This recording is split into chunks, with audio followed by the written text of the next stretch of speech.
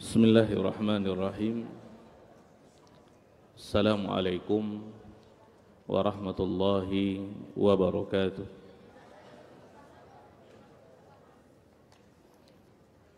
Innal hamdalillah nahmaduhu wa nasta'inuhu wa nastaghfiruh wa na'udzu billahi min syururi anfusina wa min sayyiati a'malina. من يهده الله فلا مضل له ومن يضلل فلا هادي له أشهد أن لا إله إلا الله وحده لا شريك له وأشهد أن محمدا عبده ورسوله رب اشرح لي صدري ويسر لي أمري واحلل عقدة من لساني يفقه قولي اللهم زدنا علما وارزقنا فهما اللهم علمنا بما ينفعنا وانفعنا بما علمتنا إنك على كل شيء قدير اللهم يا حي يا قيوم برحمتك نستغيث فأصلح لنا شأننا كله ولا تكلنا إلى أنفسنا طرفة عين. Para jemaah kaum muslimin dan muslimat, para hadirin wal hadirat yang semoga senantiasa dirahmati dan diberkahi oleh Allah tabaraka wa taala. Bersyukur kita kepada Allah azza wa jalla, Rabbul alamin jalla jalaluh, Rabb yang senantiasa melimpahkan rahmat karunia anugerahnya kepada kita, sehingga di malam hari ini dengan semua itu Allah tabaraka wa taala kembali memberikan kesempatan, kesehatan, kekuatan kepada kita untuk berkumpul di rumah yang sangat mulia ini, tempat yang paling mulia di permukaan bumi. Nabi sallallahu alaihi wasallam mengatakan, khairu biqa'il ardi masajiduha. Sebaik-baik tempat di permukaan bumi ini adalah rumah-rumah Allah tabaraka wa taala. Kita berdoa kepada Allah tabaraka wa taala semoga kita semuanya diberikan oleh Allah azza wa jalla ilmu yang bermanfaat dan juga diberikan kemudahan dan taufik untuk senantiasa mengamalkannya. Amin ya rabbal alamin. Selanjutnya, salawat dan salam semoga senantiasa tercurah kepada baginda Rasulullah sallallahu alaihi wasallam. Allahumma salli ala Muhammad wa ala ali Muhammad. Semoga salawat dan salam tersebut juga tercurah kepada keluarga beliau, kepada istri-istri beliau ummahatul mukminin, kepada anak-anak beliau, kepada para sahabat radhiyallahu anhum ajma'in, dan orang-orang yang senantiasa istiqomah di dalam mengikuti sunnah-sunnah Nabi sallallahu alaihi wasallam ila qiyamis saah. Para jamaah yang dimuliakan oleh Allah tabaraka wa taala, kita lanjutkan kajian membaca kitab Ahaditsul Akhlaq yang ditulis oleh Syekh Abdul Razak bin Abdul Muhsin Al-Badr hafizahullahu taala. Dan ini adalah pertemuan yang kedua di kajian ini. Di pertemuan yang lalu kita sudah menyampaikan tentang poin-poin penting ketika kita akan mempelajari akhlak yang mulia ini. Ya, semoga bisa dipahami dan diamalkan. Kemudian juga di bab yang pertama ini beliau hafizahullahu taala akan memaparkan kepada kita tentang hadis-hadis akhlak, yaitu tentang keutamaan akhlak mulia. Ya, keutamaan akhlak yang mulia. Baik, di sini beliau hafizahullah mengatakan, wa hadhil akhlak ini hibatun minallah. Dia merupakan anugerah daripada Allah tabaraka wa taala. Wa tafaddulun minhu, dan juga keutamaan yang Allah berikan kepada hamba-hambanya. Di sini para jamaah dimuliakan oleh Allah Tabaraka wa Ta'ala, beliau ingin menyampaikan kepada kita bahwasanya akhlak mulia itu terbagi kepada dua. Ada yang bentuknya hibah atau memang adalah pemberian dan bawaan seseorang. Jadi memang semenjak lahir dia sudah diberikan oleh Allah Tabaraka wa Ta'ala akhlak yang mulia. Dalam istilah Arab namanya jibiliyah. Jadi ketika dia lahir, dia memang sudah memiliki akhlak-akhlak itu. Yang kedua, sifatnya muktasab, harus diusahakan untuk meraihnya. Ya, jadi kita harus melatih diri kita untuk bisa mendapatkan akhlak yang mulia itu. Jadi kesimpulannya, akhlak yang mulia ini ada yang dia sifatnya jibiliyah, anugerah yang Allah berikan kepada seseorang, memang tabiatnya seperti itu. Ada yang sifatnya muktasab, seseorang harus mengusahakan untuk bisa mendapatkan akhlak yang mulia tersebut. Ya, nah ini para jamaah kembali kepada dalil, ya, tentang akhlak yang sifatnya jibiliyah, bawaan. Jadi bawaan ini para jamaah, kalau kita lihat orang itu sedap kita memandang wajahnya, memang tidak senyum kayak senyum dia. Nah itu. Ada orang ketika bertutur kata sangat indah, menyenangkan hati ketika dia berbicara. Ada dia bawaannya seseorang yang dermawan, dia suka memberi gitu. Ya, dia memang suka menolong orang. Ada orang yang memang hatinya lembut gitu. Tidak ada sedikit pun di hatinya tentang masalah hasad kepada temannya, tidak ada. Lapang dada dia, insyirahus sadri. Ini diantara akhlak-akhlak yang mulia.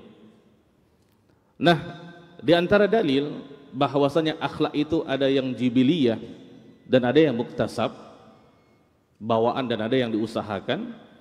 Sabda Nabi SAW dalam Sunan Abi Daud, di situ Nabi SAW mengatakan kepada seorang sahabat yang namanya Al-Ashad Abdul Qais radhiyallahu anhu. Jadi Ashad bin Abdul Qais ini dikatakan oleh Nabi SAW kepada beliau, inna fika khaslataini yuhibbuhumallahu wa rasuluh, al-hilma wal anatu. Jadi Nabi SAW para jamaah mengatakan kepada Ashad bin Abdul Qais, pada dirimu, kata Nabi kepada Ashad ini, ada dua akhlak yang mulia yang Allah cintai. Yang pertama ada al-hilmu, yang kedua adalah al-anatu. Al-hilmu itu anda santun orangnya. Di sini disebutkan adalah seseorang yang mampu untuk mengendalikan emosinya, bawaannya tenang gitu, santun dan nyaman. Itu al-hilmu. Wal ana itu adalah seseorang yang tidak tergesa-gesa dalam melakukan sesuatu, tidak ceroboh. Nah, ya, itu anah namanya. Jadi dua sifat ini Nabi katakan kepada Ashad, ada pada dirimu dan Allah mencintainya. Al-hilmu wal anah, yaitu ketika seseorang mampu untuk mengendalikan emosinya. Kalau kita cerita tentang masalah sifat marah pada jamaah, itu sifat akut pada manusia, kan ya? Tidak ada seorang pun manusia yang tidak punya sifat marah. Tetapi yang kita bicarakan di sini adalah al-hilmu, adalah ketika seseorang mampu untuk mengendalikan emosinya, sehingga kemarahan yang memuncak dalam dirinya tidak menjerumuskannya kepada perkara-perkara yang dimurkai oleh Allah Tabaraka wa Ta'ala. Nah itu dia. Makanya kita pernah mempelajari sebuah hadis Nabi SAW ketika seseorang datang kepada Nabi. Orang itu mengatakan, ya Rasulullah ausini, wahai Rasulullah nasihati aku. Nabi SAW mengatakan kepada laki-laki tersebut, la taghdab, jangan engkau marah. Datang lagi, Nabi katakan la taghdab. Datang lagi, Nabi katakan la taghdab.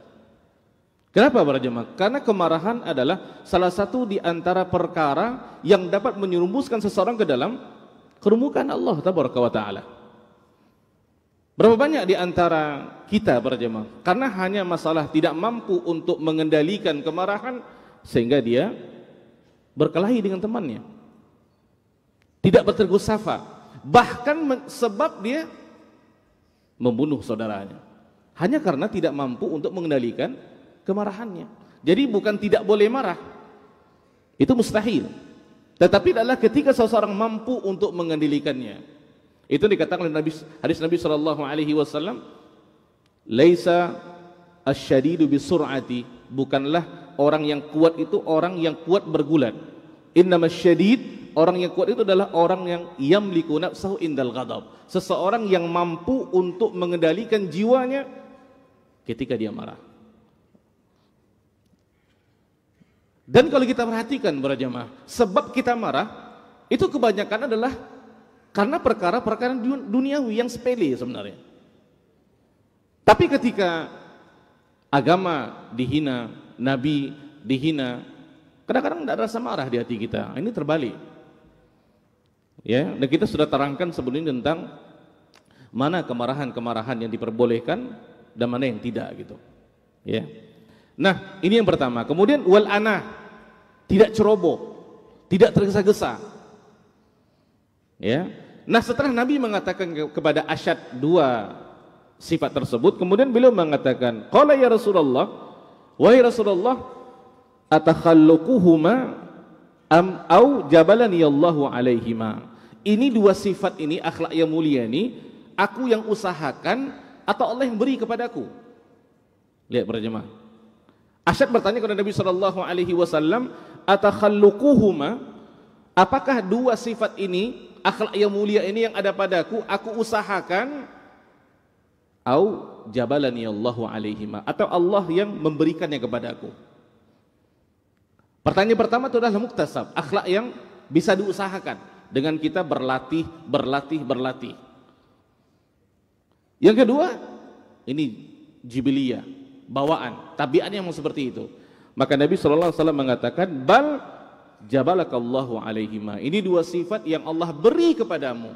Memang bawaanmu seperti ini orangnya. Lihat para jemaah. Itu nikmat daripada Allah Tabaraka wa Ta'ala.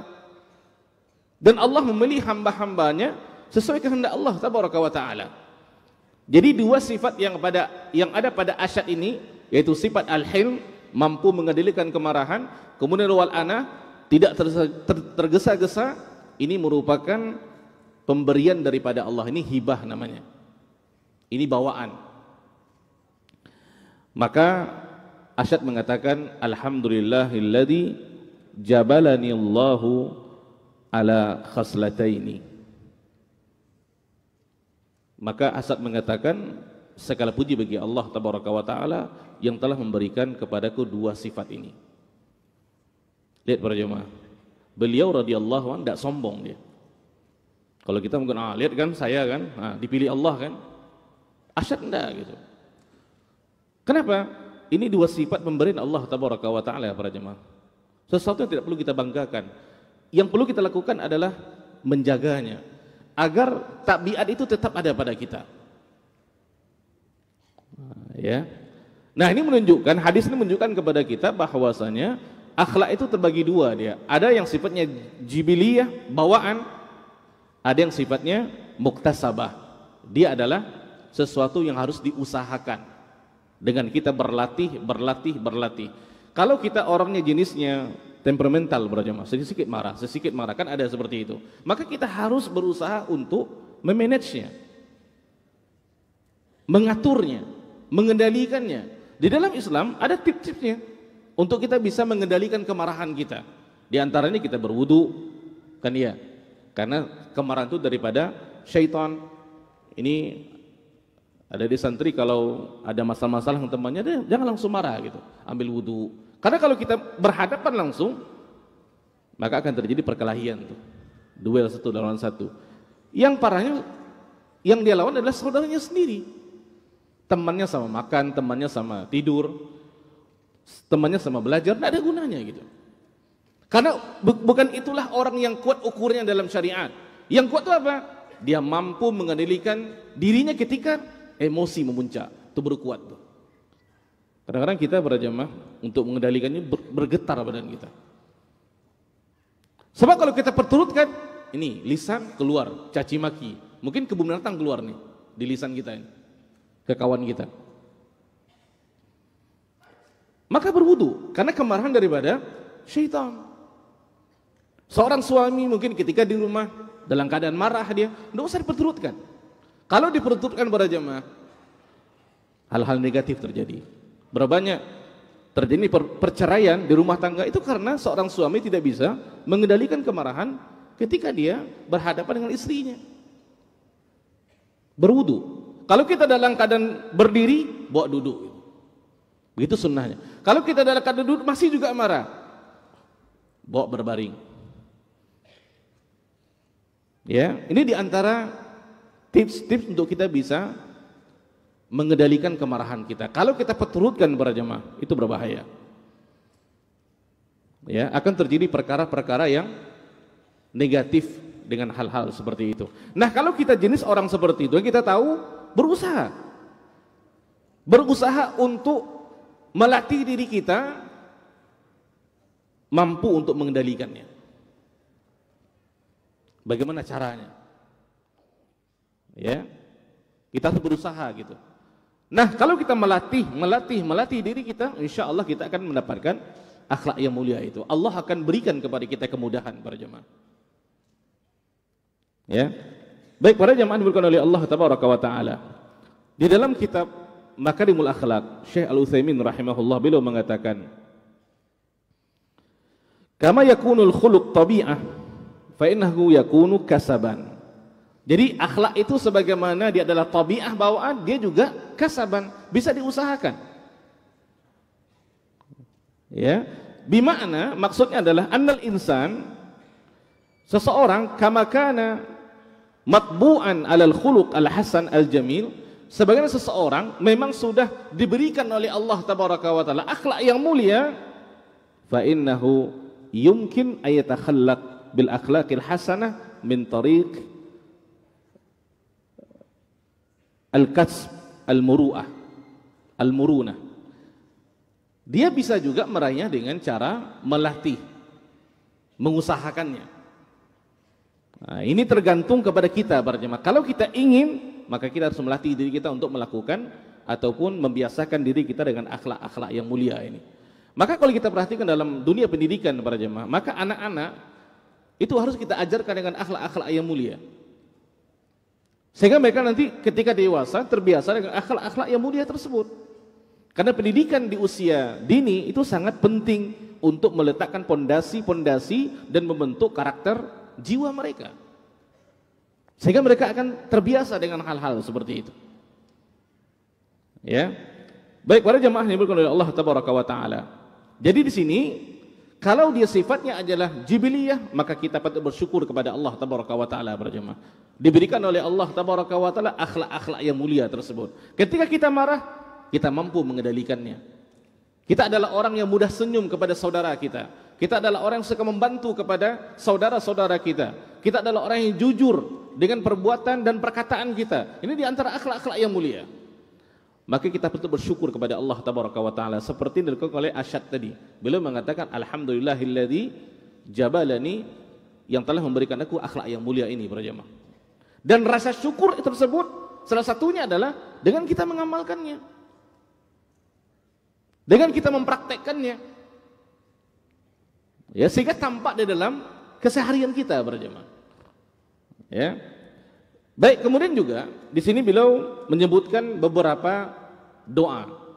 Jadi di antara usaha kita para jemaah agar kita bisa memiliki akhlak yang mulia melalui jalur muktasab tadi, diusahakan tadi, selain kita harus berdoa kepada Allah Tabaraka wa Taala memohon, selain kita harus melatih diri kita juga harus berdoa kepada Allah Tabaraka wa Taala. Ya, jadi di dalam masalah ini ada dua yang perlu kita lakukan. Kalau dia muktasab, yang pertama adalah melatih diri kita dengan akhlak-akhlak yang mulia tersebut. Yang kedua, kita berdoa kepada Allah tabaraka wa taala agar Allah memberikan kita akhlak yang mulia tersebut para jemaah. Jadi ada ikhtiar, usaha dan doa. Tawakal kita kepada Allah tabaraka wa taala. Kenapa demikian para jemaah? Sesering manapun kita melatih diri kita untuk akhlak yang mulia, kalau Allah tidak kehendaki kita mendapatkannya, maka kita tidak akan dapat para jemaah. Semuanya di tangan Allah tabaraka wa taala. Maka kita minta kepada Allah. Jadi usaha, kalau dia muktasab, usaha dan doa. Dua ini para jemaah. Di sini beliau menyebutkan di antara doa-doanya hadis daripada Jabir bin Abdullah radhiyallahu an, karena Nabi sallallahu alaihi wasallam idza istaftaha as-shalah, ini di antara doa istiftah, doa yang kita baca sebelum membaca Al-Fatihah setelah takbiratul ihram. Di antara doanya Nabi mengatakan, inna salati wa nusuki, sesungguhnya salatku, penyembelihanku, wa mahyaya wa mamati, hidupku dan matiku, lillahi rabbil alamin, untuk Allah Rabb semesta alam, la syarikalah, tidak ada sekutu baginya, wa bidzalika umirtu, untuk hal yang demikianlah aku diperintahkan, wa ana minal muslimin, dan aku termasuk di antara golongan orang-orang muslim. Allahumma hdini, ini doa Nabi SAW berjemaah. Ya Allah, ihdini, berilah aku hidayah, berilah aku petunjuk, li ahsanil a'mal wa ahsanil akhlaq, untuk amalan-amalan yang baik dan akhlak-akhlak yang baik. La yahdi li ahsaniha illa an, tidak ada zat sesuatu apapun yang dapat memberikan hidayah kepadaku untuk amalan-amalan yang baik, akhlak-akhlak yang baik, illa an, kecuali Engkau ya Allah. Wa qini sayyi'al a'mal, lindungilah diriku dari amalan-amalan yang buruk, wa sayyi'al akhlaq, akhlak-akhlak yang buruk, la yaqi sayyi'ah illa an, tidak ada yang dapat melindungi diriku daripada hal-hal itu kecuali Engkau ya Allah. Ini doa Nabi SAW. Kalau kita perhatikan para jemaah, Nabi manusia yang dipuji oleh Allah tabaraka wa taala, akan tingginya akhlak beliau SAW, kan ya. Allah sampai mengatakan dalam surah Al-Qalam ayat keempat, wa innaka la'ala khuluqin azim, sungguh engkau ya Muhammad memiliki akhlak yang mulia. Nabi para jemaah, begitu tinggi akhlak beliau sampai Allah memujinya, beliau masih berdoa kepada Allah agar diberikan akhlak yang mulia. Lihat tuh pemahamannya, apalagi kita yang orang lain pun tidak pernah memuji akhlak kita, jangan Allah lagi, orang lain pun tidak pernah memuji akhlak kita. Artinya apa para jemaah? Kita lebih butuh untuk berdoa kepada Allah berbanding Nabi agar Allah berikan kepada kita akhlak yang mulia. Itu pemahamannya. Kalau Nabi saja dengan begitu tingginya akhlak beliau berdoa kepada Allah agar diberikan akhlak yang mulia, apalagi kita para jemaah. Ya bukan siapa-siapa. Lisan kita tajam kepada saudara kita, tangan kita sering mukul teman kita, kaki kita sering melakukan hal-hal yang murkai oleh Allah tabaraka wa taala. Ini mata kita juga seperti itu. Kita sangat butuh para jemaah. Nabi saja itu berdoa kepada Allah. Di sini para ulama mengatakan Nabi ingin mengajarkan kepada kita umatnya, begini caranya agar kita bisa mendapatkan akhlak yang mulia. Berdoalah kepada Allah tabaraka wa taala. Usaha dan doa. Kenapa demikian para jemaah? Karena semua di tangan Allah tabaraka wa taala. Kita hanya bisa mengusahakan. Setelah kita berusaha, apakah pasti kita mendapatkan akhlak yang mulia? Belum tentu. Makanya beliau di sini menyebutkan teori untuk mendapatkan akhlak mulia pas persis seperti teori mencari nafkah, rezeki para jemaah. Mencari rezeki juga ada dua yang harus kita lakukan. Yang pertama adalah usaha, kan ya? Tidak mungkin uang itu datang ke kita, kita doa langsung turun uang. Kalau beliin kartun ya itu langsung dapat kita. Usaha, setelahnya apa? Berdoa kepada Allah tabaraka wa taala. Jadi teori untuk kita mendapatkan akhlak mulia persis sama seperti bagaimana kita mencari rezeki. Rezeki sudah Allah tentukan, iya, tapi kita wajib untuk menjemputnya. berusaha untuk mengambilnya, berusaha untuk mencarinya. Kita tidak bisa hanya di masjid 24 jam berdoa dari pagi sampai ke malam, dari malam sampai ke pagi. Uang itu tidak akan berkumpul di kita. Kita mesti usaha berjemaah. Nah, teorinya sama. Maka kita harus berikhtiar dan tawakal. Tawakal itu adalah doa kepada Allah tabaraka wa taala, minta kepada Allah. Panjatkan doa-doa ini di sujud-sujud kita para jemaah. Nah, ini para santri wajib ngafal doa ini nih. Ya Allahumma hdini li ahsanil a'malil wa ahsanil akhlaq la yahdi li ahsana illa an. Dalam riwayat dikatakan wasrif anni sayyi'aha. Kalau riwayat ini mengatakan waqini sayyi'al a'mal wa sayyi'al akhlaq la yaqini min sayyi'aha illa an. Ini harus para jemaah. Ya, berdoa kepada Allah tabaraka wa taala, minta kepada Allah. Kemudian doa yang kedua untuk mendapatkan akhlak yang mulia yang beliau sampaikan, ini hadis daripada Ziyad bin Alaqah an ammihi qala, karena Nabi sallallahu alaihi wasallam yaqul, mengatakan, Allahumma, ya Allah, inni a'udzubika, aku berlindung kepadamu, min munkaratil akhlaq wal a'mal wal ahwa, daripada keburukan-keburukan, kemungkaran-kemungkaran akhlak, amalan dan keinginan. Yang pertama, Nabi sallallahu alaihi wasallam mengatakan min munkaratil akhlaq, akhlak-akhlak yang mungkar, akhlak-akhlak yang tidak sesuai dengan syariat. Seperti apa? Berbohong, ghibah, suka menggunjing. Ada orang berjemaah memang kebiasaannya seperti itu, suka menggunjing. Kalau dia tidak menggunjing sehari pening dia. Nah, ada orang seperti itu. Itu mungkar. Perbuatan-perbuatan yang tidak sesuai dengan syariat. Akhlak-akhlak yang tidak sesuai dengan syariat. Hati-hati itu. Kadang-kadang berjemaah, disitulah syaitan mentazyin. Tazyin itu maksudnya menghiasi perbuatan kita. Kita duduk sama-sama, yang kita bicarakan teman kita sendiri. Si A, oh fulan tuh seperti ini. Si B, betul fulan tuh memang seperti itu. Si C, betul tuh. Asyik pembicaraannya. Syaitan semakin bertepuk tangan, bagus, bagus. Padahal yang dia makan adalah daging saudaranya sendiri, para jemaah. Ketika seseorang melakukan hal itu, yang akan dihabiskan adalah pahalanya sendiri. Sama dengan dia mentazur pahalanya kepada saudaranya, para jemaah. Ini diantara akhlak yang buruk, akhlak-akhlak yang mungkar. Kita berlindung kepada Allah tabaraka wa taala. Karena sifat-sifat seperti itu ada pada kita manusia, para jemaah. Dengan segala kejahilan, kezaliman yang ada pada diri manusia. Karena Allah katakan dalam Quran, al insana kana zaluman ja'ula. Manusia itu orang yang suka menzalimi dirinya dan orang yang jahil. Ya. Ini di antara doa, ini pendek doanya, para jemaah. Allahumma inni a'udzubika min munkaratil akhlaqi wal a'mali wal ahwa. Allahumma inni a'udzubika min munkaratil akhlaqi wal a'mali wal ahwa. Dalam ayat ini disambah dengan wal adwa. Adwa itu maksudnya penyakit-penyakit. Kita berlindung kepada Allah tabaraka wa taala daripada itu semua. Senantiasa diberikan kesehatan. Berdoa kepada Allah tabaraka wa taala, para jemaah.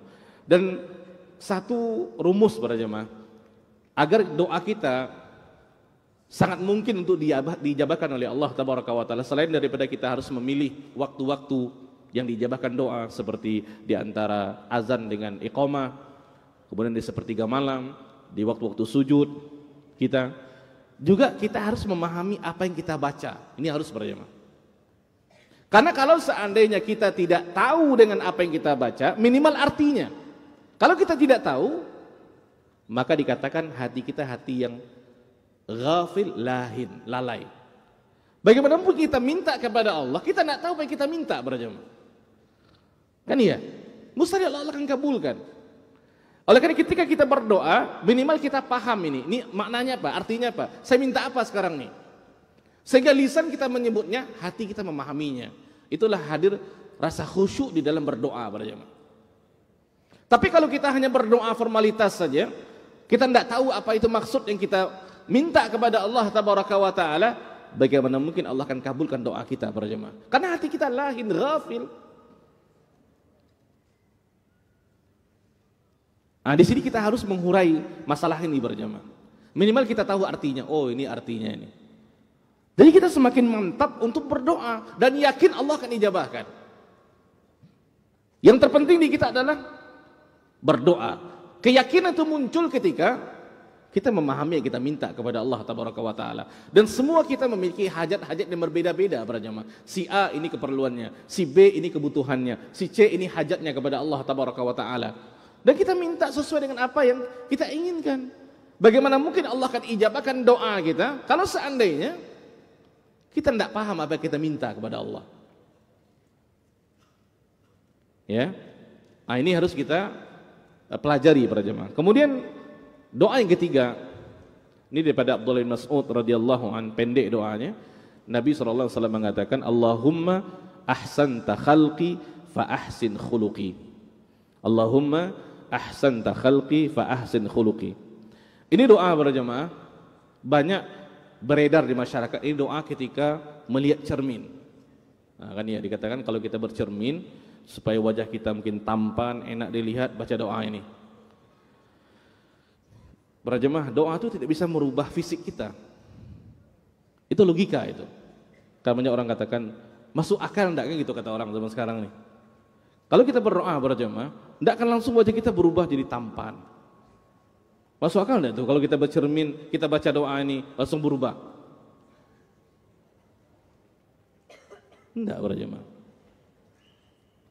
Jadi riwayat yang mengatakan ini adalah untuk doa ketika bercermin itu tidak sahih. Ya, tidak benar gitu. Jadi doa ini bisa kita baca kapanpun. Terutama di waktu-waktu yang mustajab. Dan Allah memberikan kita bentuk fisik yang paling sempurna para jemaah. Apa dalilnya? Dalam Al-Quran. Laqad khalaqnal insana fi ahsani taqwim. Dan sungguh kami telah ciptakan manusia sebaik-baik bentuk. Lihat kita manusia yang Allah ciptakan. Allah mengatakan dalam Quran dalam surah Az-Zariyat, wa fi anfusikum afala tubsirun. Pada diri kalian lihatlah bagaimana nikmat Allah Tabaraka wa Ta'ala, bagaimana agungnya, sempurnanya Allah menciptakan manusia para jemaah. Lihat wajah kita, ada mata satu dua kiri dan kanan. Coba kalau mata itu satu, hidung lubangnya ke atas, orang takut melihatnya para jemaah. Telinga mungkin satu saja. Wa fi anfusikum afala tubsirun, kata Allah Tabaraka wa Ta'ala. Ahsan taqwim, ditambah dengan Allah berikan kita akal untuk berfikir. Dengan yang kita bisa melihat ini yang baik, ini yang buruk di dalam masalah apapun para jemaah. Ahsan taqwim. Itu kita minta di dalam doa ini. Makanya kalau orang mengatakan ini bentuk doa tawassul. Kita bertawassul kepada Allah Tabaraka wa Ta'ala dengan perbuatan-perbuatan Allah. Karena yang menciptakan kita adalah Allah. Pengertiannya ketika seseorang bertawassul kepada Allah dengan menyebut nama Allah, dengan menyebut sifat Allah, dengan menyebut perbuatan-perbuatan Allah di dalam doa, maka itu doa akan semakin diijabahkan, semakin besar kemungkinannya para jemaah. Sama ketika kita membaca doa Sayyidul Istighfar, kan kita katakan Allahumma anta rabbi la ilaha illa an. Itu kan tawassul para jemaah. Ini Allahumma ahsanta khalqi, ya Allah, engkau telah memperindah fisikku, penciptaanku. Yang menciptakan kita adalah Allah Tabaraka wa Ta'ala. Kita bertawassul dengan perbuatan Allah Tabaraka wa Ta'ala. Kita puji Allah dulu. Maka kita katakan fa ahsin khuluqi. Ya Allah, sebagaimana engkau telah memperindah fisikku, penciptaanku daripada atas sampai ke bawah, fa ahsin khuluqi, perindahlah akhlakku ya Allah. Kenapa para jemaah? Tidak ada gunanya para jemaah seseorang indah fisiknya, tampan wajahnya, cantik jelita parasnya, tapi akhlaknya nol. Tidak ada gunanya para jemaah. Akan hanya menjadi sampah di masyarakat. Naudzubillah. Berapa banyak orang-orang yang tampan secara fisiknya sehingga kita takjub dengan wajahnya, tapi kalau dia bicara sakit telinga kita para jemaah. Bukan hanya telinga, kadang-kadang gigi juga sakit. Saking tajamnya yang dia katakan. Berapa banyak orang yang mungkin cantik parasnya, tapi akhlaknya enggak.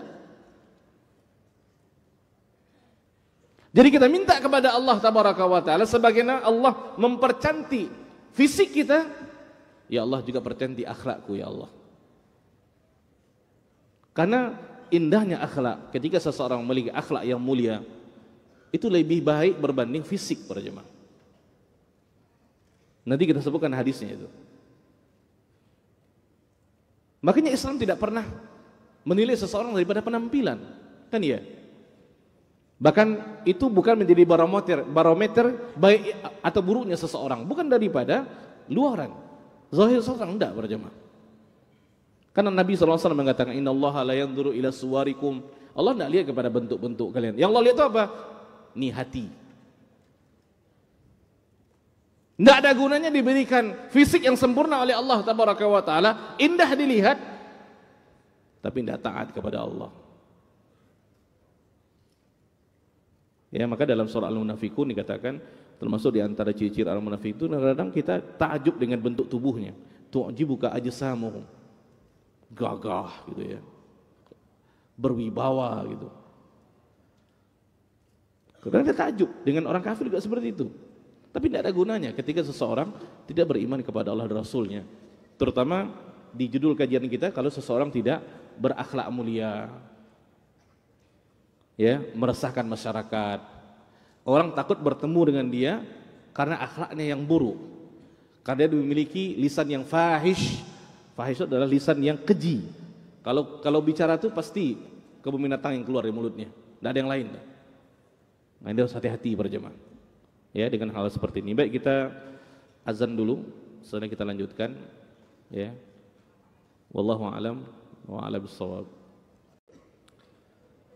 Bismillahirrahmanirrahim. Alhamdulillah wassalatu wassalamu ala asyrafil anbiya'i wal mursalin wa ala alihi wa ashabihi wa man tabi'ahum bi ihsan ila yaumil wa ba'd. Baik para jamaah kaum muslimin dan muslimat yang semoga senantiasa dimuliakan oleh Allah Tabaraka wa Ta'ala.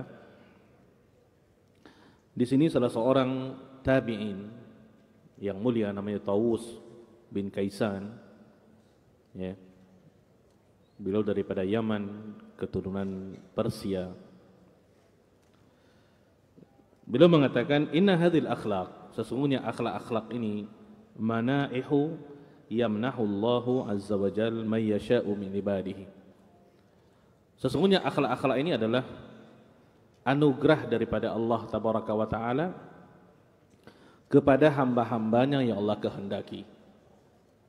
Jadi ketika Allah berikan akhlak mulia kepada seseorang, itu adalah haknya Allah Tabaraka wa Ta'ala. Ini kita katakan jibiliyah tadi. Itu kehendak Allah Tabaraka wa Ta'ala. Fa idza arada Allahu azza wa jalla bi 'abdin khairan, apabila Allah Tabaraka wa Ta'ala menghendaki kebaikan kepada hambanya, manahahu minha khuluqan salihan.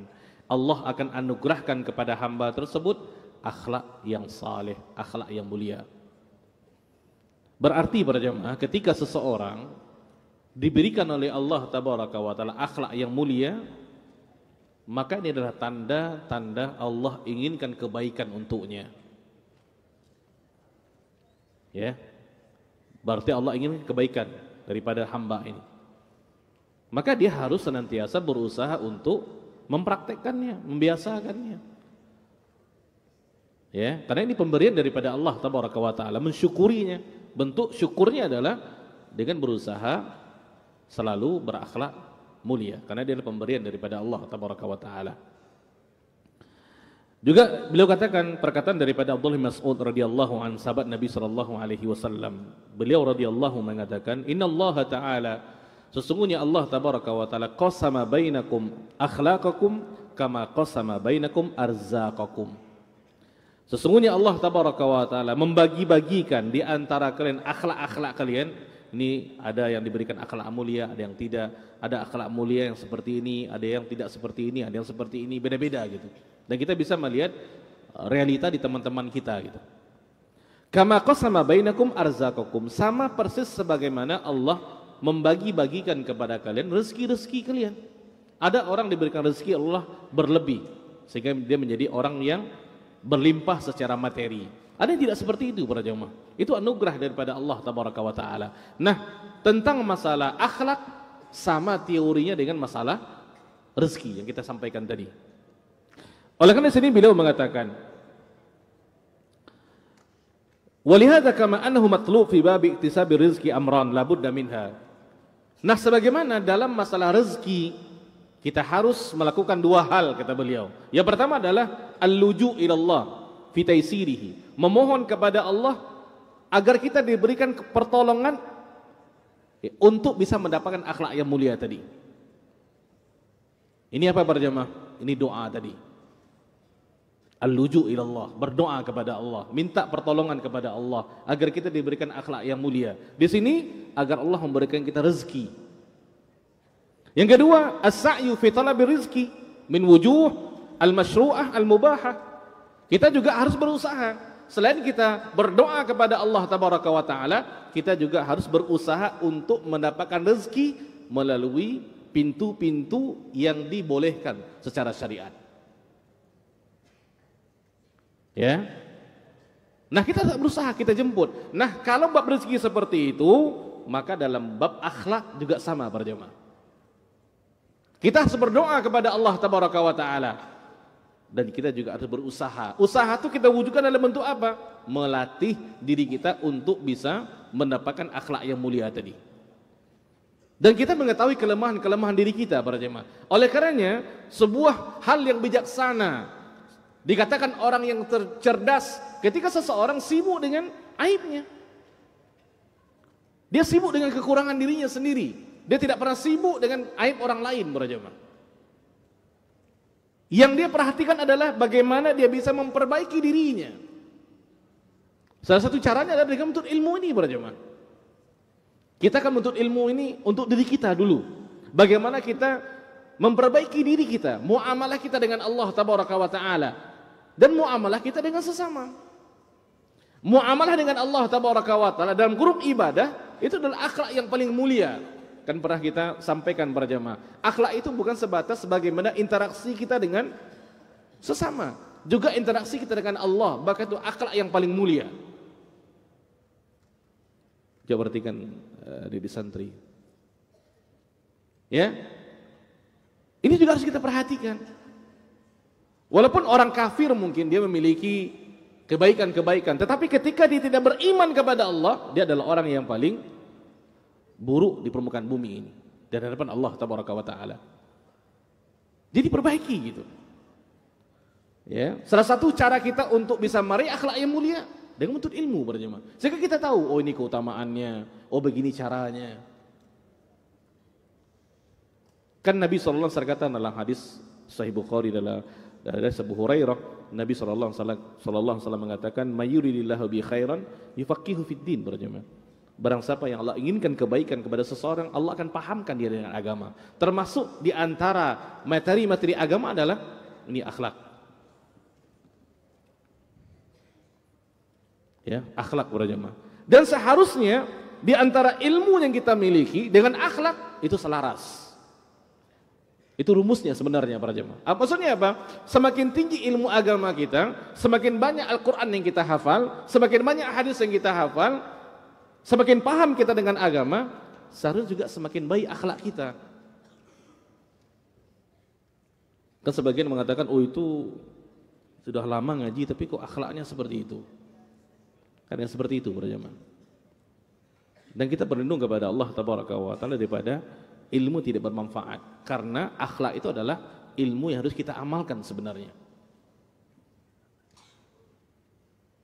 Itu sudah lama mondok tapi kok masih tidak hormat ke orang tua, ya di santri.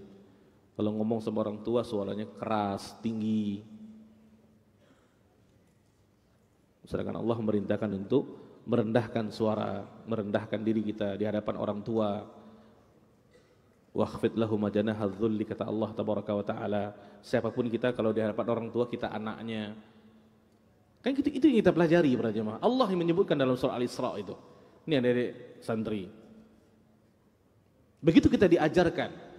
Jangan semakin berilmu agama kita, semakin tinggi, semakin banyak hafalan Quran kita, justru kita semakin tidak menghormati orang-orang tua. Terutama orang tua kita sendiri. Di mana akhlak kita para jemaah? Ditakutkan nanti ilmu yang kita dapat tidak berkah dia. Nauzubillah. Karena salah satu di antara keberkahan ilmu itu tampak di dalam keseharian seseorang. Ini perkataan untuk saya pribadi para jemaah, kita semua. Ya. Baik para jemaah yang dimuliakan oleh Allah Tabaraka wa taala. Setelahnya di sini beliau menyebutkan tentang hadis-hadis akhlak, terutama tentang keutamaan-keutamaannya. Ya. Yang di pertemuan sebelumnya kita sudah bahas 2-3 hadis gitu. Ini hadis yang berikutnya.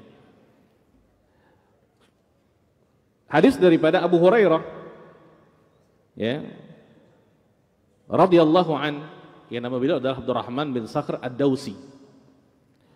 Nabi sallallahu alaihi wasallam mengatakan, "Innakum," kata Nabi. Ini tentang keutamaan akhlak yang mulia. "Innakum lan tasa'un nasa bi amwalikum, walakin yasa'uhum minkum bastul wajhi wa husnul khuluqi." Hadis dikeluarkan oleh Imam Al-Bazzar. Nabi sallallahu alaihi wasallam mengatakan, "Innakum," sesungguhnya kalian, kata Nabi, "lan tasa'un nasa bi amwalikum." Tidak bisa meluaskan orang dengan harta kalian. Nah, meluaskan itu maksudnya memuaskan orang. Atau dalam terjemah bebas lainnya, menarik hati orang dengan harta kalian. Walakin yasa'uhum, tetapi kalian mampu untuk memuaskan orang, menarik hati orang kepada kalian dengan cara bastul wajhi, dengan wajah yang senyum, wajah yang manis, dan akhlak yang mulia. Para jamaah yang dimuliakan oleh Allah Tabaraka wa taala, berapa banyak pun harta kita para jamaah, berapa banyak harta kita, kalau kita berikan kepada orang satu-satu, maka harta kita akan habis. Berapapun kita kasih kepada orang harta kita itu untuk menarik hatinya, tidak akan bisa para jamaah. Walaupun harta kita sudah habis nih, tidak akan bisa kita menarik hati orang ke kita. Tidak akan bisa kita membuat orang semua suka kepada kita. Mustahil. Kenapa demikian? Karena ridhonya manusia sesuatu yang tidak mungkin kita dapatkan berjamaah. Itu dikatakan dalam pepatah, ridhon nas la tudrak. Kalau kita berusaha untuk mencari ridho manusia di permukaan bumi ini, la tudrak, kita tidak akan mendapatkannya berjamaah. Sebaik manapun kita. Lihat Nabi SAW ketika awal-awal beliau berdakwah, ya, dicaci maki, dikatakan majnun, bahkan dicederai, dilempar dengan batu ketika beliau di Taif, diletakkan kotoran ketika beliau sholat di Ka'bah, dengan riwayat yang berbeda-beda para jemaah. Beliau orang yang paling mulia, tapi tetap ada yang tidak suka kepada beliau. Nabi SAW seperti itu para jemaah, apalagi kita. Jadi kalau kita orang terkaya di Pekanbaru contohnya, saya bisa menarik hati orang dengan harta saya, kita kasihkan terus ke orang. Harta akan habis para jemaah, dia akan berkurang. Maka kita tidak akan mampu untuk menarik hati orang dengan harta-harta kita. Itu katakan Nabi SAW. Kenapa? Karena hartamu terbatas. Sudah pun kau berikan kepada orang hartamu, engkau tidak akan mampu untuk menarik hati orang kepadamu. Engkau tidak akan bisa untuk orang semua suka kepadamu, itu mustahil. Walakin yasa'uhum minkum bastul wajhi, tetapi kalian dapat memuaskan orang, menarik hati orang kepada kalian dengan bastul wajhi, wajah yang tersenyum. Kita sendiri para jemaah, ini pengalaman kita gitu. Kita kalau punya masalah apa saja, masalah kerja, masalah di tetangga, masalah di mana saja, kalau kita ketemu dengan teman kita dalam wajah yang senyum dia, itu akan meringankan beban kita para jemaah. Nyaman kita melihatnya. Dan orang paling suka bertemu dengan orang yang tersenyum kepadanya. Kan iya para jemaah, tidak ada kita umumkan saya suka orang yang cemberut. Tidak ada para jemaah. Ya, maka di antara definisi akhlak yang mulia disampaikan oleh para ulama, salah satunya adalah bastul wajhi. Dia sedekah yang paling mudah. Nah itu dia. Tabassumuka fi wajhi akhika laka sadaqah.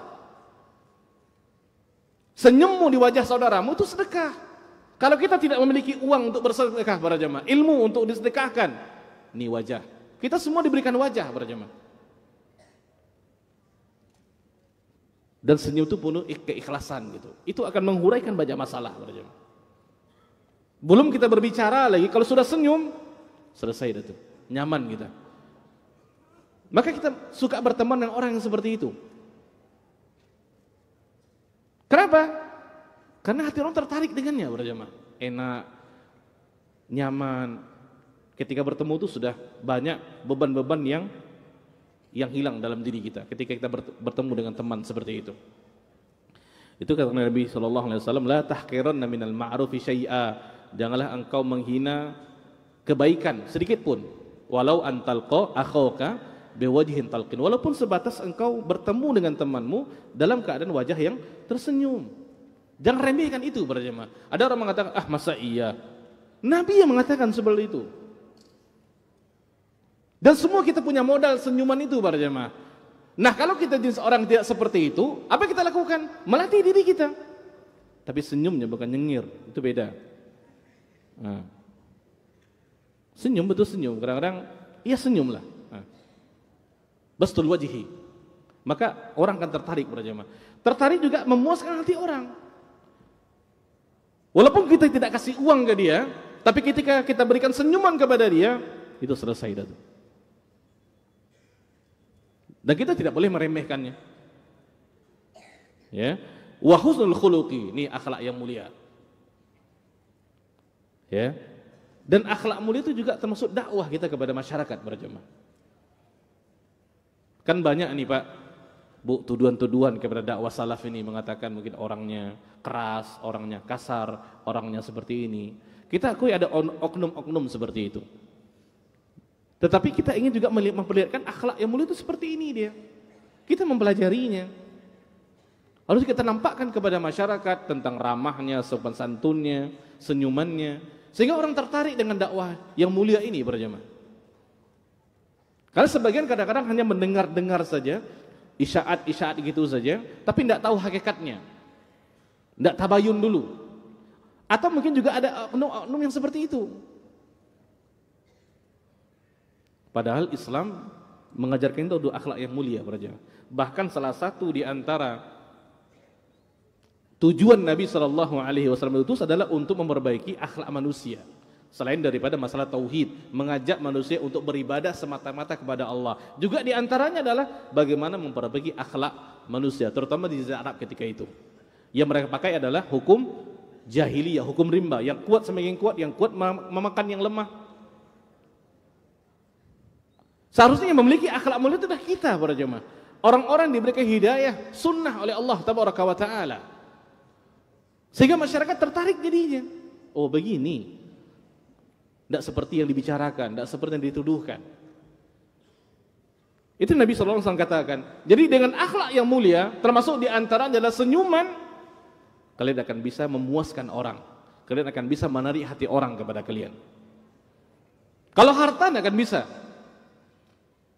Apalagi kalau kita diberikan harta yang sedikit para jemaah, bagaimana kita akan menarik orang? Kalaupun harta kita banyak, itu akan habis. Namun orang akan banyak yang benci kepada kita. Baik para jemaah yang dimuliakan oleh Allah Tabaraka wa Ta'ala. Hadis yang berikutnya tentang keutamaan akhlak yang mulia. Nabi SAW mengatakan dalam sebuah hadis, ini hadis daripada Abu Darda. Ya. Beliau mengatakan, kita ambil lafaz yang paling sempurna para jemaah dalam riwayat At-Tirmidzi. Ma min syai'in yudha'u fil mizan, tidak ada sesuatu apapun yang diletakkan di timbangan asqalu yang lebih berat min husnul khuluq, daripada akhlak yang mulia.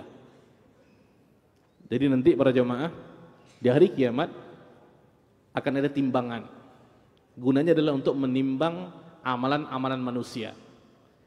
Mana yang baik, mana yang buruk. Yang baik diletakkan di satu timbangan, yang buruk diletakkan di satu timbangan. Mana yang berat, jalannya ke surga.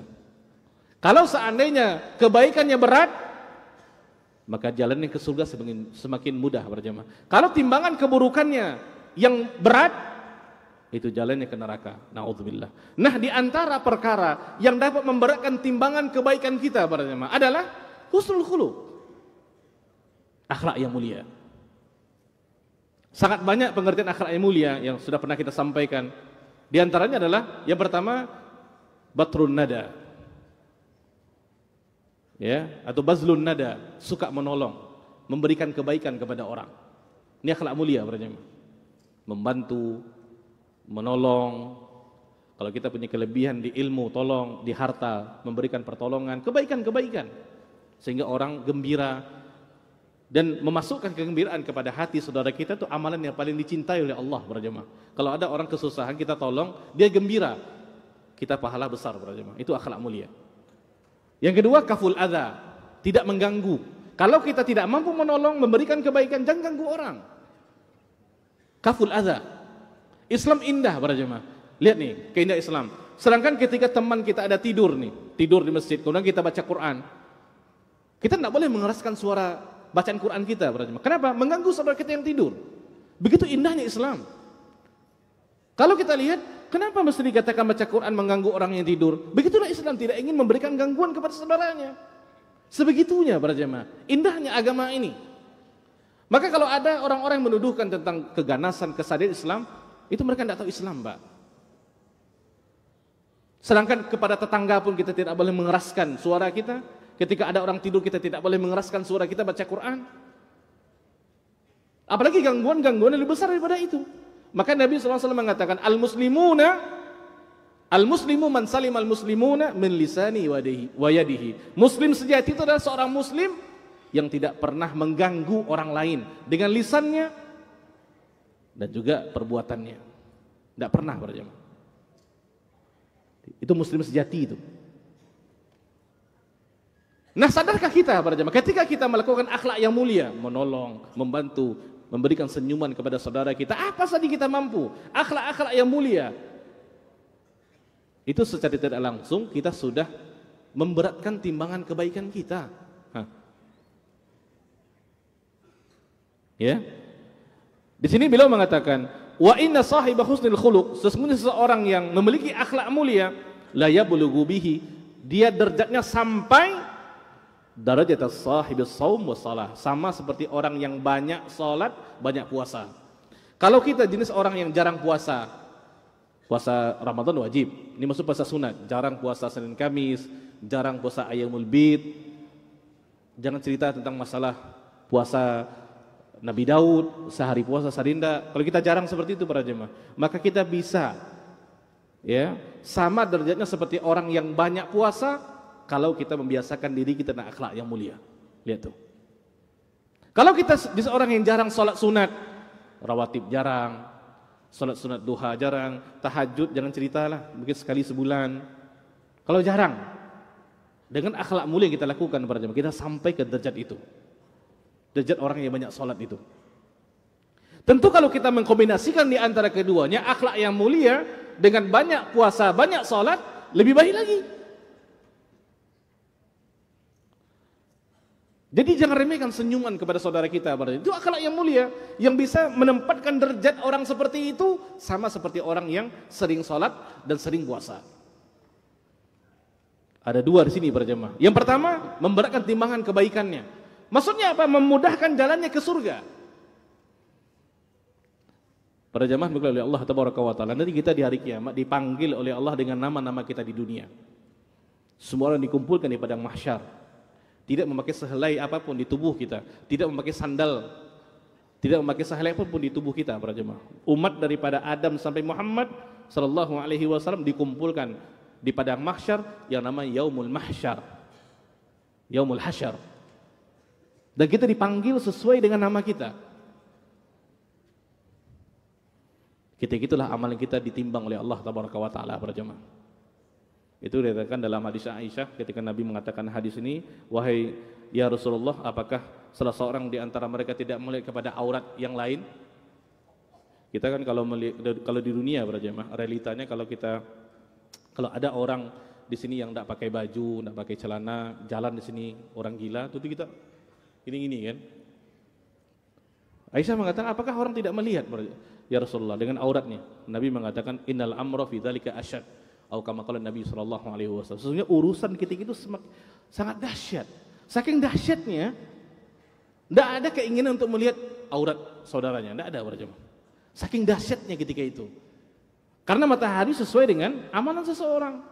Kalau amalan sedikit, maka keringatnya akan menenggelamkan tubuhnya para jemaah. Huru-hara luar biasa. Ketika itulah kita manusia perlu kepada apa? Amalan kita. Kita perlu kepada amalan, modal kita untuk bisa menyelamatkan kita di hari seperti itu.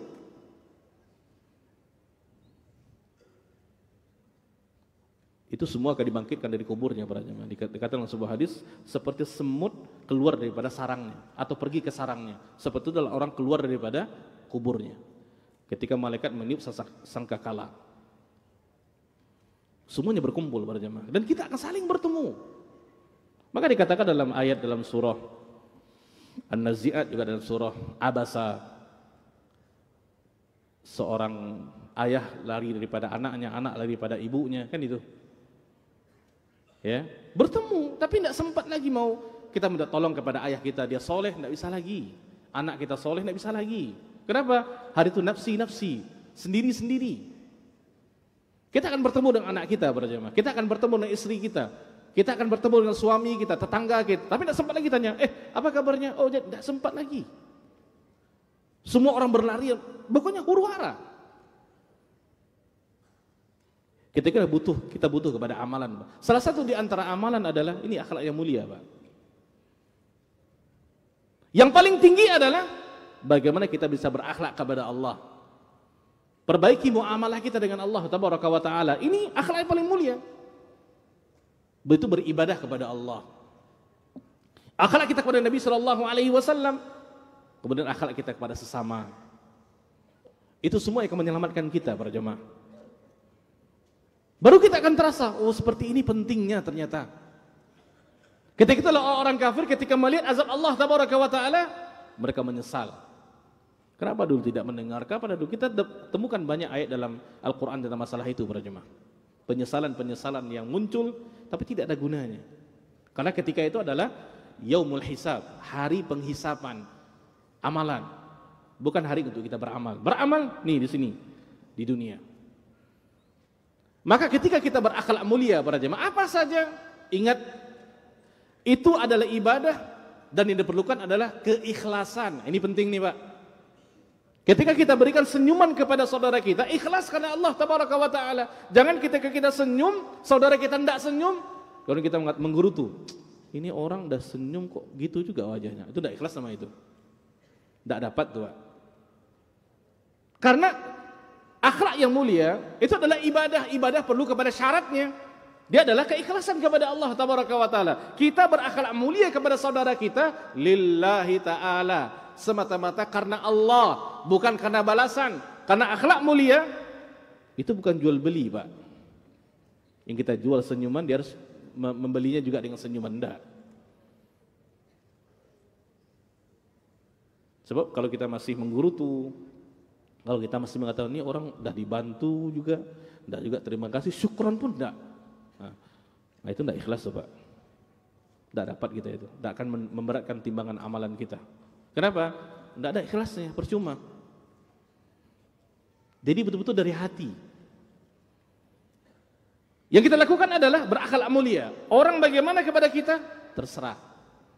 Itu bukan urusan kita, Pak. Berikan sesuai kemampuan kita. Makanya kita minta kepada Allah Tabaraka wa Ta'ala untuk melapangkan hati kita. Karena ikhlas ini Bapak dan Ibu bukan perkara yang mudah. Menyebutnya mudah, dia 5 hurufnya, ikhlas. Tapi amalannya susah. Kita akan terasa kan kalau kita beri bantuan ke orang, tiba-tiba dia ambil aja, dia pergi gitu. Senyum hendak, terima kasih hendak, angguk-angguk pun hendak. Rasa mau kita lempar sama batu kayak orang tuh.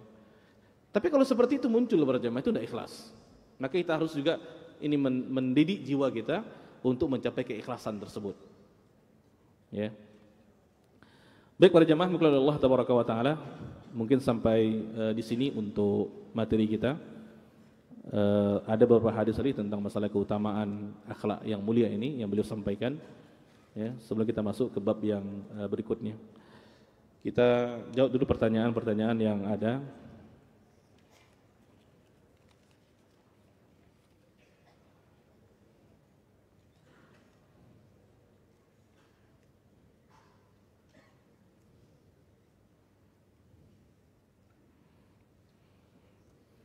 Baik, ini ada pertanyaan.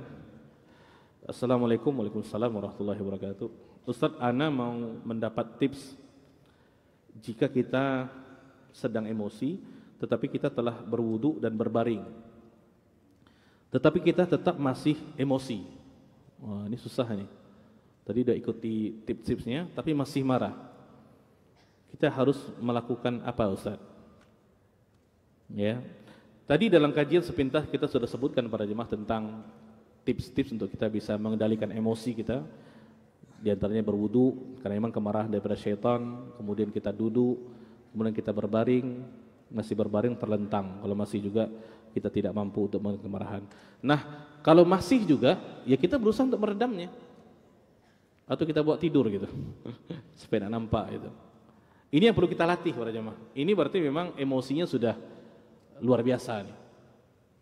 Artinya apa? Kita harus tetap mengikuti itu terus. Namanya melatih. Dia latihan itu para jemaah, tidak sekali langsung kita jadi soleh gitu. Tidak. Satu kali latihan kita langsung menjadi orang yang mampu mengendalikan kemarahan. Tidak. Dia perlu latihan terus, terus dan terus. Kalau masih juga, itu masih kurang latihan kita berarti. Ya. Nah, atau kita kurang dalam memahami apa yang kita lakukan. Maksud saya para jemaah, ketika kita berwudu betul-betul kita ingin memadamkan kemarahan itu. Jadi bukan sebatas duduk, bukan sebatas formalitas dia. Ketika kita duduk itu memang kita ingin untuk meredamnya. Ulama mengatakan apa hikmahnya kalau kita berdiri dalam keadaan marah, kita disuruh duduk, karena ketika duduk reaksi tubuh kita kan agak terbatas para jemaah untuk memukul atau menendang. Kalau masih juga berbaring, apalagi berbaring, bagaimana kita akan memukul, kita akan dipukul orang nanti. Karena ketika kemarahan memuncak, ini anggota tubuh kita akan refleks mengikuti kemarahan itu. Ya, kan untuk membalas para jemaah. Nah, ini main nih, ini kaki juga. Ya, meludah juga kadang-kadang. Nah, gitu.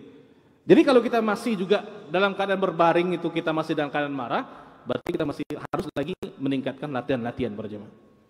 Dan minta pertolongan kepada Allah Tabaraka wa Ta'ala. Ya, jadi mungkin wallahu alam di latihan kita masih kurang. Ya, murunahnya masih kurang latihannya. Kalau dalam bahasa Arab kan tamrinat namanya ya. Nah, tamrin kita masih kurang. Tamrinatnya, latihan-latihannya. Ya, dan ini spontan para jemaah. Jangan katakan ke teman, coba sini, Bok saya marah, coba saya latihan. Bukan itu. Ini spontan. Ya. Supaya kita bisa mengasah jiwa kita. Wallahu a'lam.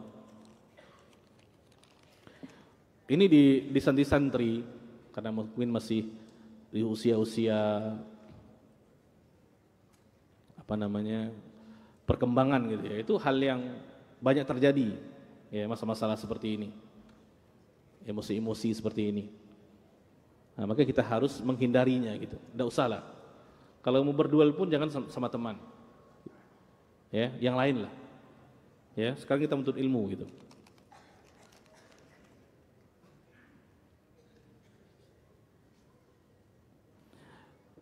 Assalamualaikum warahmatullahi wabarakatuh. Gimana cara menghilangkan rasa ingin dipuji dalam beribadah?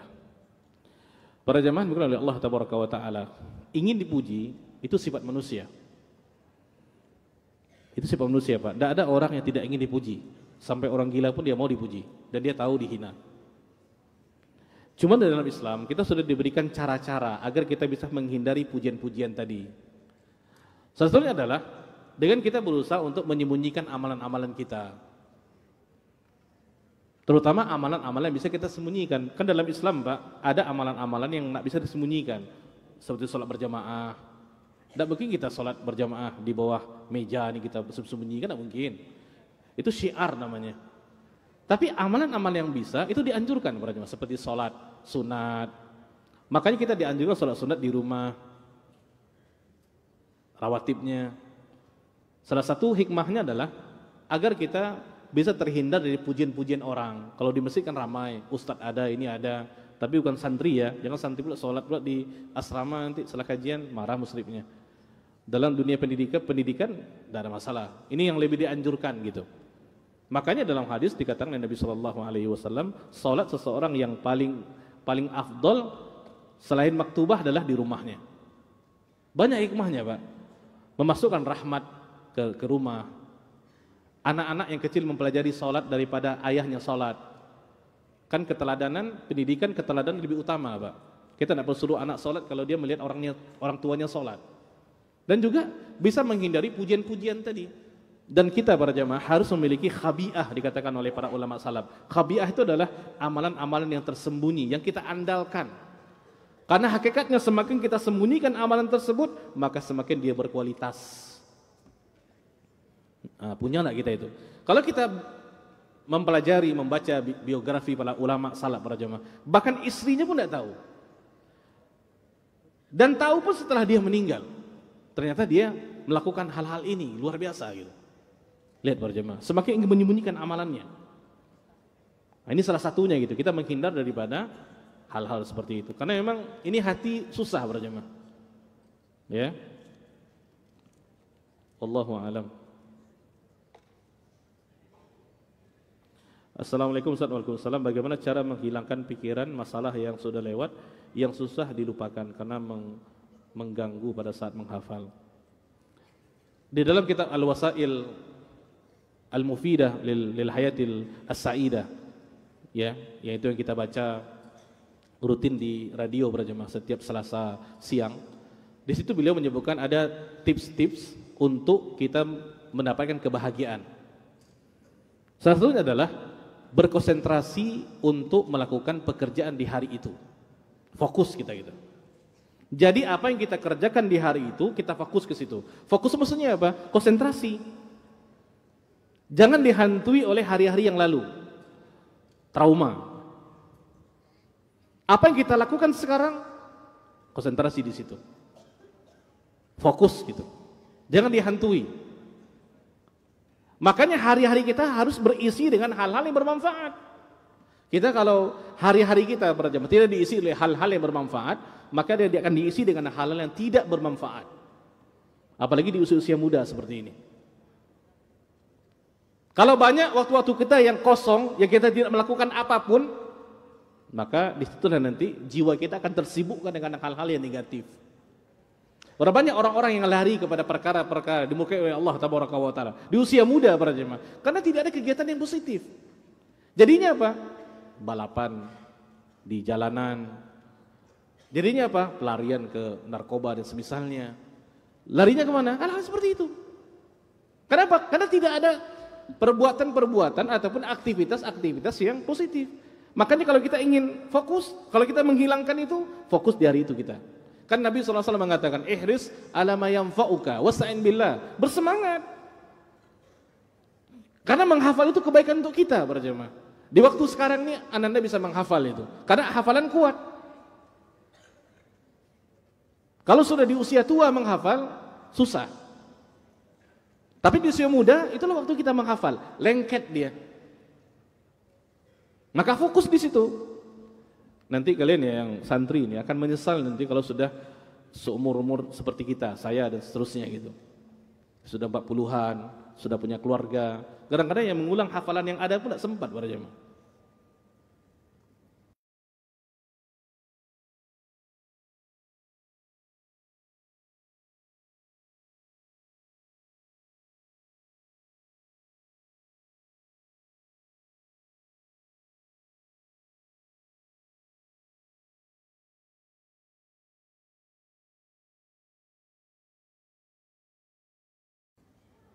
Ini kalian diberikan waktu nih, 6 tahun untuk menghafal sesuai dengan tingkatan-tingkatannya. Berikan fokus semuanya. Ini waktu-waktu yang tidak akan terulang kembali untuk kalian. Makanya kita harus fokus di situ. Nah, dengan fokusnya kita bisa menghilangkan kekacauan-kekacauan, pikiran-pikiran yang menghantui di hari-hari yang sebelumnya. Wallahu a'lam.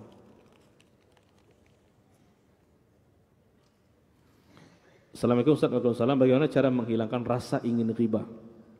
Ini kita katakan tadi penyakit para jemaah. Maka memang salah satunya adalah tentu dengan memilih teman-teman yang baik. Jadi kita harus memilih komunitas yang memang bukan komunitas ghibah. Nah, itulah. Kalau kita tetap berteman dengan orang seperti itu, kalau duduk itu saja yang dibicarakan. Sekarang kan kalau kita lihat di masyarakat banyak hobi, terutama di ibu-ibu mungkin melihat acara-acara infotainment ghibah-ghibah itu para jemaah. Itu tidak ada manfaatnya. Seseorang yang mendengar, melihat, dia sama dengan orang yang ikut sama. Makanya orang menamakan dengan infotainment kalau kita ghibah-tainment kayaknya itu tuh. Hal seperti itu. Maka kita harus menghindari teman-teman yang seperti itu para jemaah, salah satunya. Cari teman yang tidak seperti itu. Karena teman itu mempengaruhi. Kan sudah kita pelajari. As-sahibu sahib, teman itu menarik kita. Bagaimana kita tahu seseorang lihat daripada temannya. Dan kita tahu di antara teman-teman ada yang seperti itu. Dan jangan duduk di situ. Walaupun sebatas Assalamualaikum, duduk sebentar lah, habis itu. 1 jam, 2 jam. Karena saking asyik pembicaraan itu. Ditambah dengan godaan-godaan daripada syaitan. Di antaranya para jemaah agar kita bisa menghindari daripada hal-hal seperti itu. Wallahu a'lam. Ini waktu-waktu mustajab doa seperti kita sampaikan tadi di antara adzan dan iqamah.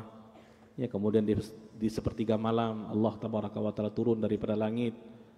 Ya, ini bagi orang-orang yang salat malam atau dia hanya berdoa saja, kalau dia menggandengkan dengan salat itu lebih baik. Ya, maka memang kalau santri, ini dengar santri ini, memang aib kalau bangun pas azan. Betul. Ya, kita harus punya wirid sebelum azan. Minimal setengah jam sebelumnya kita sudah berwudu, kita salat malam, kita tuh dengan witir itu harus gitu.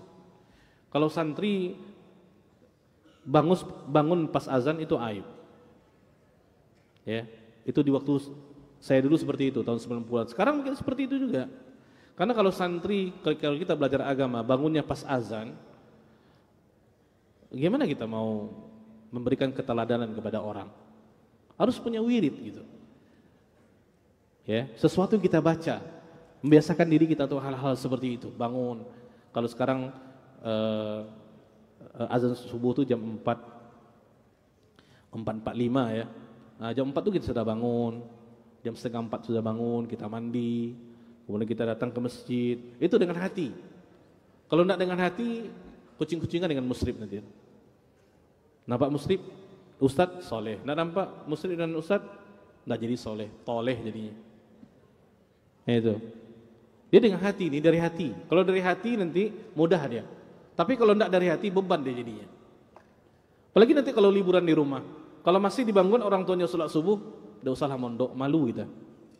Nah, kalau udah setahun, 2 tahun, 3 tahun masih bangun sholat subuh nih, sudah kelas 3, sudah kelas 4, sudah setahun mondok. Masih juga dibangunkan, sudah kita yang bangunkan orang tua. Jadi gembira, oh Masya Allah anak saya.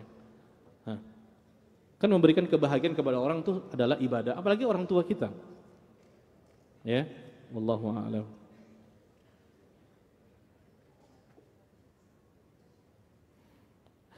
Apa hukum qaza' dan ciri-cirinya? Oh, ini qaza' ini memotong rambut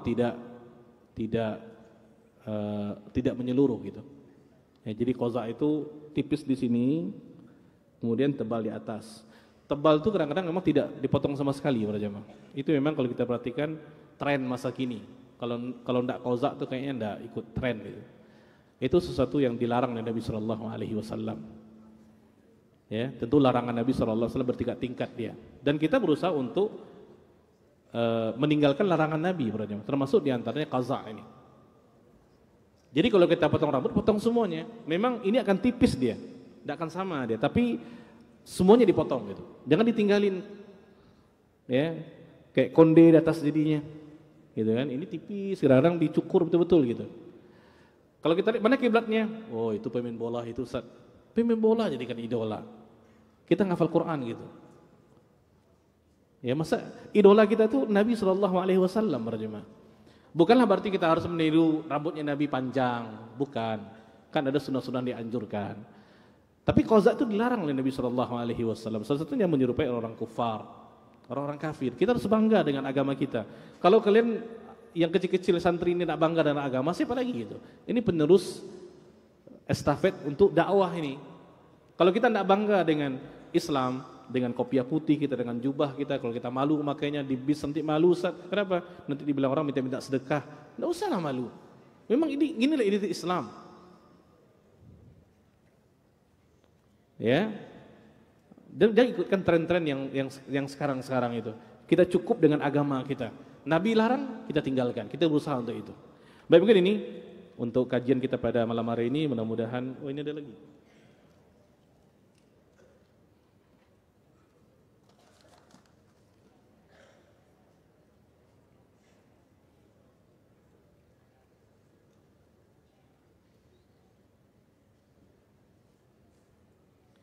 Mengenai akhlak jibiliyah, apakah pengaruh dari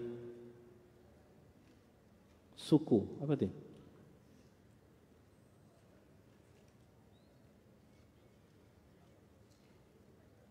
Enggak, ini bukan masalah ras.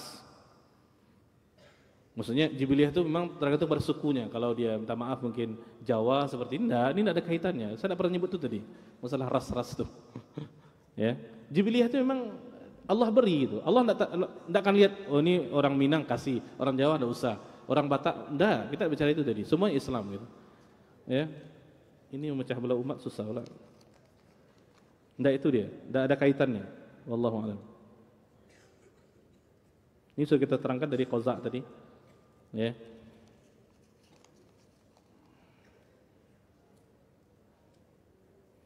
Cara menasihati teman yang berakhlak mulia, kan kita diberikan kaidah cara menasihati.